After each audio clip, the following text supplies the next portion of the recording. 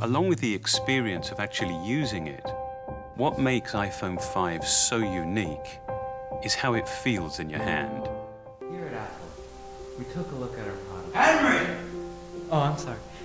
Here at Apple, we took a look at our product line, and we found that, while we have a diverse group of products, it's not yet useless enough. We found that the average person needs to spend more time around their technology in order to numb the pain. So, starting at the very beginning, we took a look at the first thing you see when you wake up, a coffee cup. From there, well, we didn't really know what to do with it, so we put an Apple sticker on it. Now what you might be wondering is, why can't I just get a coffee cup and put an Apple sticker on it? But you'll know, and I know, that it's not a real Apple cup. The Apple cup. Buy it, because you will. Next, we've taken a symbol of unity, your wedding ring, and we made it light up. Why?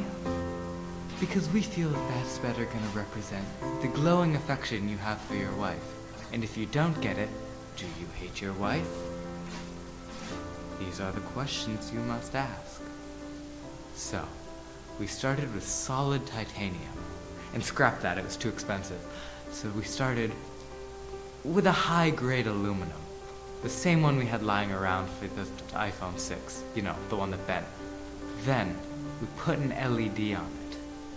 Now, an LED is a light-emitting diode. Big enough words for you to buy it? So, now that we have a ring that lights up, can you look at your current wedding ring the same? It is valued at $9.99.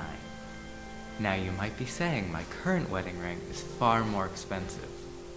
But it's not the Apple ring, so wear both.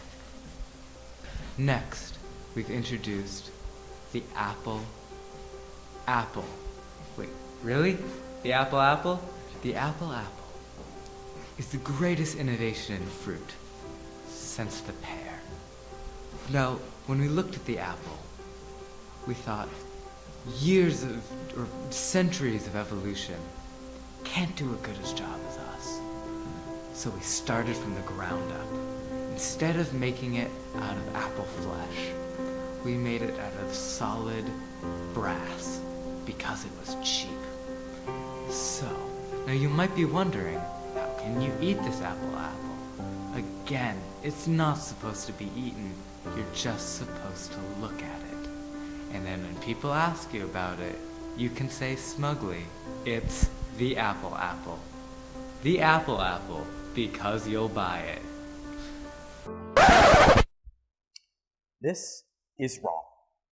Today is a sad day for America. We are too reliant on technology. Do not worry, my friends, for I have an answer to all our problems. May I introduce Transcendentalism. Transcendentalism will take you back to a more simple time without technology, a time of peace. Look here, this is Billy. Billy does not need technology to have fun, and neither do you. And as one of our founders, Henry David Thoreau, said, simplicity, simplicity, simplicity. I say, let your affairs be as 2 or 3, and not 100 or 1,000. Instead of 1,000,000, count half a dozen, and keep your accounts on your thumb. Now, what does that all really mean?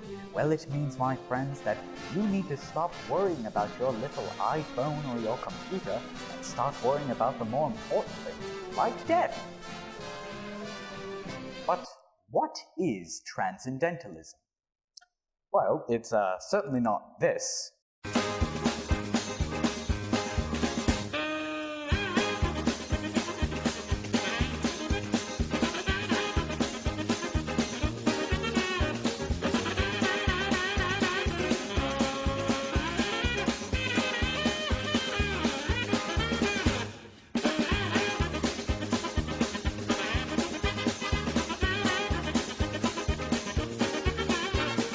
But to really tell you what Transcendentalism is, we need to start at the beginning, back to our roots.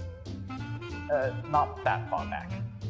Transcendentalism is being one with nature, living a simple and possessionless life. Do not fret, my friend, or even you can do it. Me? Yes, you. Just listen to me and we'll get you on your way to being a transcendentalist. First things first, kiddo. We need to strip you of all your technology. Computers? Bye-bye. TV? See ya. A house? Who needs a house when you've got nature? So why bother having possessions? You can't bring that Wi-Fi with you up to the afterlife.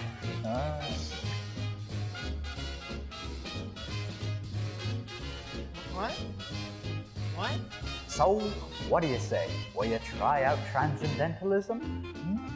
Well, alright, I guess so. Wonderful. You've taken your first steps into becoming a Transcendentalist. So, let's say we get you in touch with your nature side. How about we take a little walk to the woods? You see that tree over there, pal? Go hug it. Huh? You heard me. Go give that tree a big old hug. This way you can appreciate nature. Okay.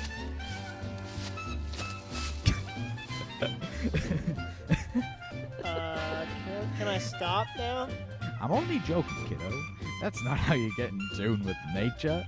Then why'd you have me do it? It's funny! But seriously, nature is a gift to humanity. And if you can appreciate it for everything it's got, then your life is gonna be great! Okay. I think I vaguely get it now. Transcendentalism is about living simply? Exactly. Take Henry David Thoreau, for example. Wasn't he a crotchety old man living by a pond? Hey, he was one of the pioneers of the Transcendentalist movement. He believed that we need to go back in time to the good old days where people weren't driven by materialistic greed. But what about my iPhone?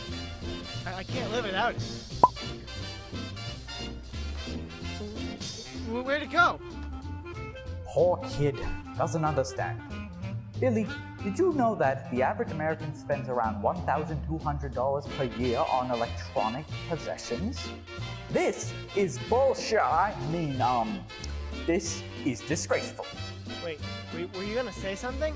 Oh, nothing. People believe that possessions can give them happiness. How sadly mistaken they are. Thoreau would scoff at them, wouldn't you? Please kill me. What a comedian. Anyways, Jill, you need to put that knowledge you've acquired to the test. How do I do that? Looks like you have to live off the land, as they say. Let nature do the work. But See, that's your problem, kid. You like butts way too much. You gotta stop wondering why things are and just accept them for what they are. Isn't that right, Shy? Do it! Just do it! Alright, well, I'll try. Okie doke, see you next week. While we wait, here's something to keep us entertained.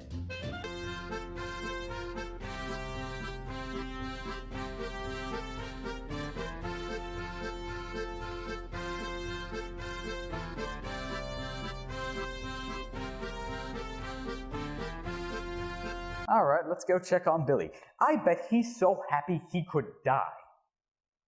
Oh, he is dead. Well, Transcendentalism.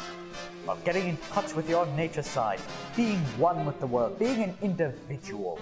Like our founders Emerson and Thoreau say, it's about being you. And as spokesman Mr. Krabs always says, The money is always right. so what are you waiting for? Get out there and practice some Transcendentalism.